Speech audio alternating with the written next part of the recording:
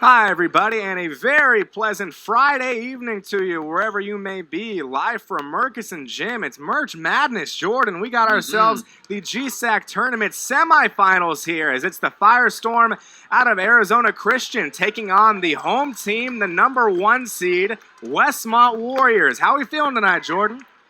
13:30 to play. Hope International by 3. Up top, Eric Tolles throws it off of Kearney. Almost stolen away. And finally it is. Jamel Cleveland on the steal. Here comes Terrence Shelby, who throws it away for a moment. Kyle has it, recovers, count it, and the foul. Deron Kyle is unstoppable right now. Deron Kyle, you said it a moment ago, the best player on the floor, trying to send his team to Kansas City. Looking to knot this one up. At one point they were down 11, seems like a blink of an eye ago, and now all of a sudden this one's knotted up at 54. 13-13 to decide the champion of the GSAC tournament.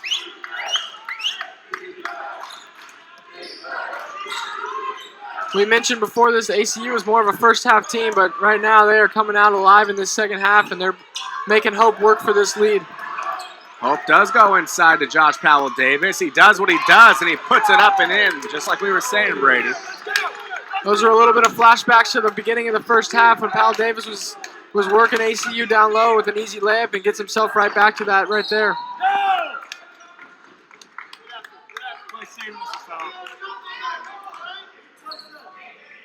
20 on the shot clock for ACU after the inbound from Kearney. Trying to go inside to Deron. Instead, Jamel Cleveland has it.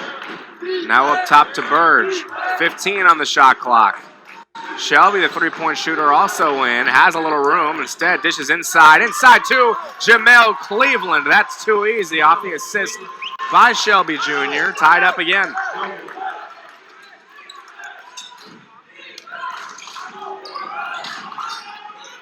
Kyle, a lot of pressure right there. Step back from Powell-Davis. Floats like a butterfly, stings like a bee. That man is light on his feet and can make a guy miss here and there. Takes him to the rack, and then right there, fakes him with it, steps back, and hits the easy jumper. Burge drives to his right, puts it up off the glass. Can't go. Kyle on the rebound. Up top, Terrence Shelby Jr. gets a reaching foul from Eric Tolles that time. I like the aggressiveness there by Al Berg on the take, but you got to find a way to feed your hot guy right now. Deron Kyle is unstoppable, and that's 2 straight possessions now. He hasn't touched the ball. First person on Tolles. Defensive principle. And team foul number 4. Shane Kearney covered by Garcia. Garcia, remember, has those 2 fouls from the first half, something to keep in mind. Jamel Cleveland on Powell-Davis, able to finish. Big boys going at each other here. 2 guys that could be competing for a heavyweight boxing title, competing for the GSAC championship with their respective teams right now. 15 on the shot clock. Powell-Davis, Cleveland again. Here comes a show. He spins to his right, puts it up, puts it in. What a show we're seeing from these 2 heavyweights right now. That's a 6'10" Jamel Cleveland going up against a 6'6", 300-pound Powell-Davis. I mean, that is about as big on big as you can get down low, and these 2 are putting on a show for us, and a great block there. Blocked by Fry, and now a turnover. Brilliant defense on that possession by Hope International. The ball got thrown off the ref there, and therefore they called it a dead ball turnover on ACU. Kind of a weird play there. Not sure if Deron Kyle was going to be able to get to that, but... O'Shea Williams, who was going headbandless in the first half, must have not been feeling himself as he has the headband as he checks back on, and he changed his mind and took it right back. So forget everything I just said. Deron Kyle off the court right now. That's big. Remember that ACU was trailing by 2 when he left the floor. We'll see what kind of differential while he's off.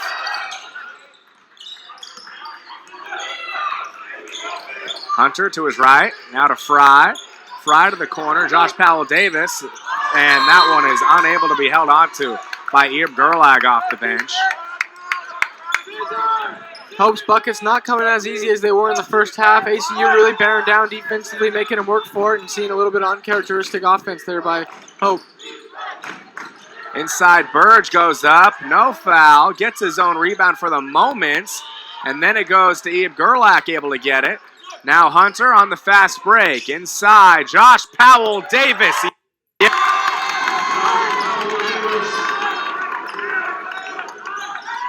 Quick three is good.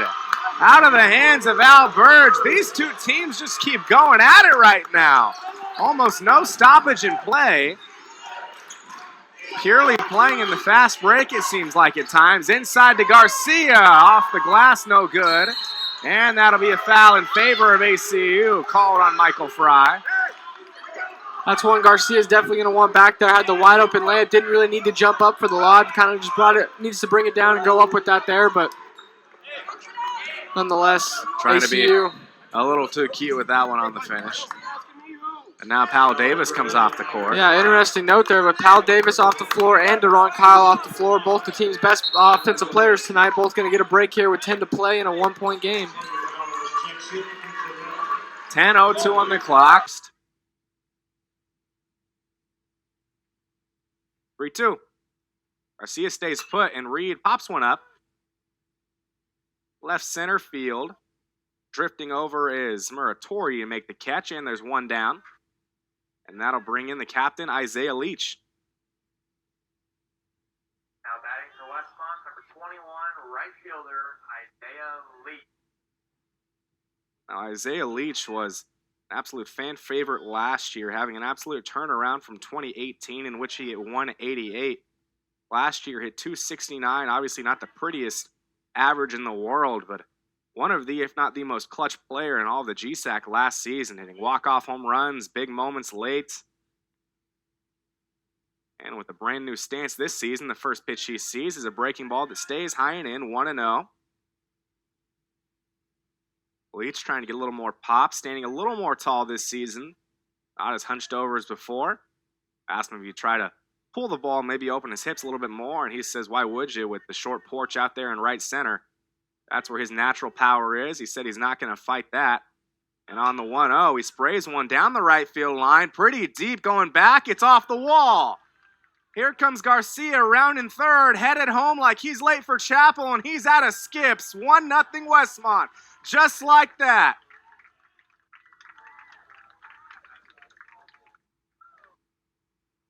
Zay and Taysho getting it done early. 1-0 here.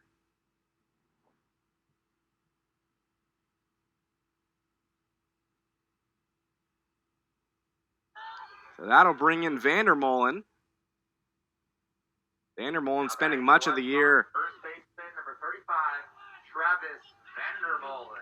Vandermolen spending much of the year hurt last year, but an absolute mammoth at the plate. He was healthy for the opening round, and in that final game, trying to force a winner-take-all, hit a game-tying home run in the 9th against USAO, extending the Warriors' season for another 3 innings. One of the more iconic moments of the year and really in recent program history.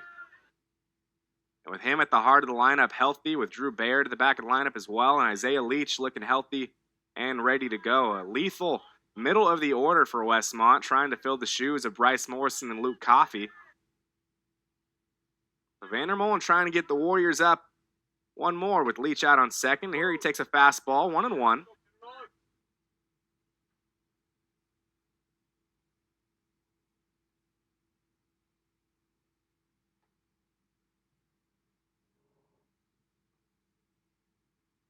One and one.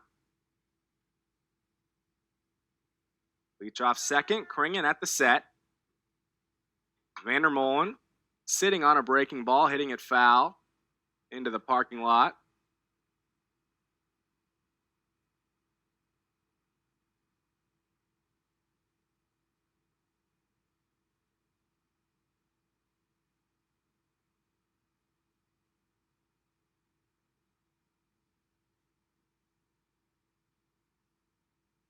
Again, the 1-1. 1-2. In the dirt. That'll be ball 2. Nice block right there by the catcher, Parisi.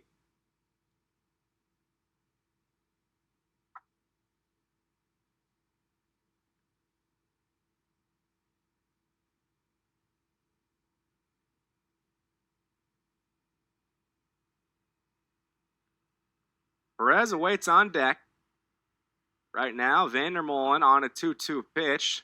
Sees a breaking ball miss just below the knees, working things full 3-2.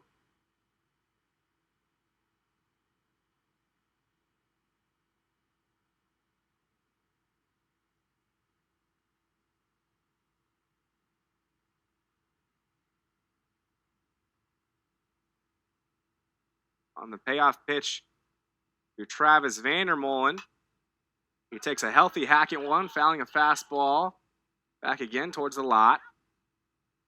Avoiding harm's way again from the cars. I was smart and I parked mine near the gym this time. Only took 2 foul balls last season. Trying to cut that in half this time.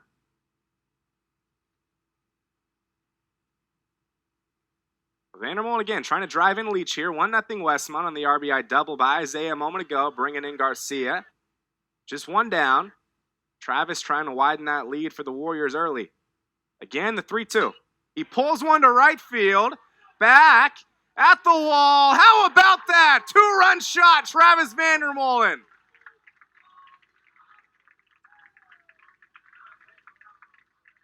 Lightning strikes early. The heart of the lineup comes through, and it's 3-0 Westmont before the chairs are warm.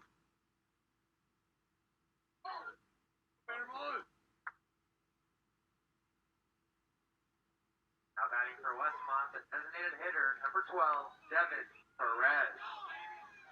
So following the homer, that'll bring in Perez. A picture-perfect start for the Warriors here in 2020. Getting the good vibes going early. Now here's the DH Perez taking a hack at one and pulling one inside the corner for a fair ball. He's going to hold up at first base, and he'll be fine with that. The first pitch he sees in 2020 is a base hit down the right field line.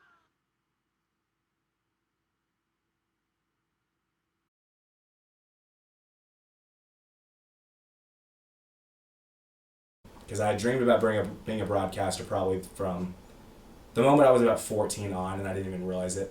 And finally being cut from the baseball team allowed me to just fully dive into that. So I come back to school in January.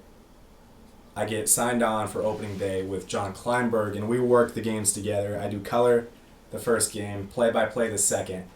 And then the next week rolls around, and that's where you come in. It's the third game I've ever worked, and this game I had no one working with me.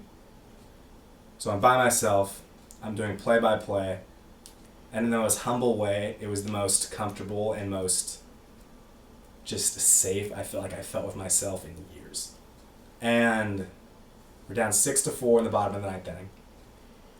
Luke Coffey's due up second. So to me, I'm saying there's the story right there. If Taylor Bush can get aboard, Coffey's going to come up, he's going to tie it up, and then maybe we'll poke another run across. So Taylor leads off with a double. So I'm setting up this big moment for Luke Coffey. And he sprays one to right field, it hits the base of the wall. I remember this inning like the back of my hand. So he's on second, Bush is on third, nobody's out, and then in steps Isaiah. So I look at the numbers and I see, well, this is an easy story right here. And now that I know about the injury, it makes it all the more special. Isaiah steps in a year removed from hitting 188. I'll never forget that. So I set it up saying, this guy hit 188 a year ago, but the beautiful thing about baseball is that there's always next year. And for Isaiah Leach, next year is today.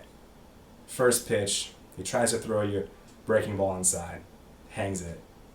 You shoot it out to right field, over the fence, and I say, today is indeed next year for the Warriors. And from that moment on, it was the first time I realized I want to do this for the rest of my life.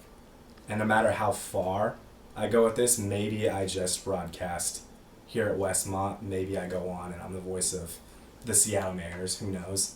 But I will never forget you, with one swing of the bat, practically changing my life.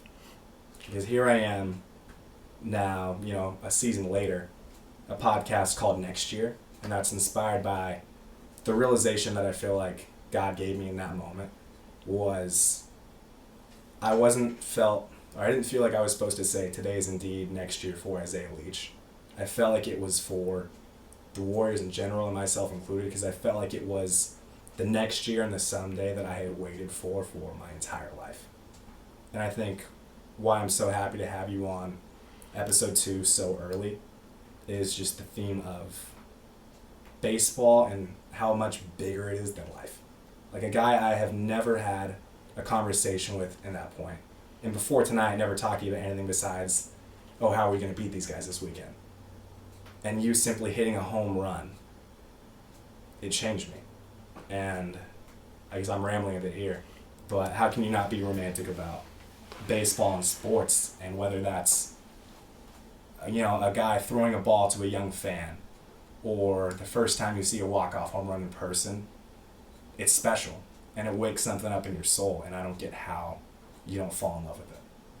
I'll let you talk. I'm not bad, yeah. Yeah, I mean, it just gives me like chills, like you talking about that, and I think just a theme is just, it is just so much more than baseball. It's so much more than sports, and that's the great thing about sports is that if you're walking away from a sporting event and you're not getting a lesson about how to be a better father one day, about how to be a better person, a better brother, a better just friend, then I think you're missing the whole point of what God kind of put sports on this earth for you to figure out. I mean, just going back to that game, a lot of people forget. I think I was 0 for 4 going into that last at bat with 3 Ks, which is a big thing. I think after the game, Ron called me and kind of like asked for like a little interview, and I remember saying, I remember lying to him when he asked me a question, because I remember saying when I stepped into the box, I knew that my teammates had my back and that my coaches believed in me and that I believed in myself. And looking back on that, I don't think I believed that. I don't know if I thought that my teammates thought I was going to get it done. I think they probably thought I was going to have another strikeout, probably. Or I don't know if my coaches thought I was going to get it done. But for some reason or another, I knew I was going to get it done. I didn't lie about that part. And I just remember hitting that ball and then just literally don't remember rounding the bases. But just that feeling was just incredible. It's amazing to see the impact that it can have on other people, impact it's had on you, impact it's had on me, and just the joy that a simple game, a child's game can bring to somebody is just incredible. Yeah, it leaves me speechless still thinking about it, because to this day, I think it worked out well because we got to talk about it on air here, but I've looked forward to the day where I'd get to sit down with you and talk about it, because while that's a blur for you, it's as vivid as this moment right now for me. I will never forget it. Just the eruption and the fact I remember in the back of my head, because I did have faith in it. I was thinking about Coach Ruiz, and it seemed like the beginning of that year specifically, everything he touched turned to gold. So that was, a healthy, unstoppable Luke Coffey, and you're hitting right behind him. I was thinking to myself, there's a reason this is happening, the stars are aligning right here. Oh, it's a pleasure to have you with us, and we'll all be super excited about getting the 2020 season going. We'll be back with you in a few weeks. The Warriors return home on February 7th at 11 a.m. It'll be the first of a doubleheader. But my goodness, how good is it to have baseball back? The Warriors win it 5-3. And from Russ Carr Field on the Westmont Sports Network with the rest of our crew, I'm Jacob Norling, wishing you a very pleasant opening day, wherever you may be.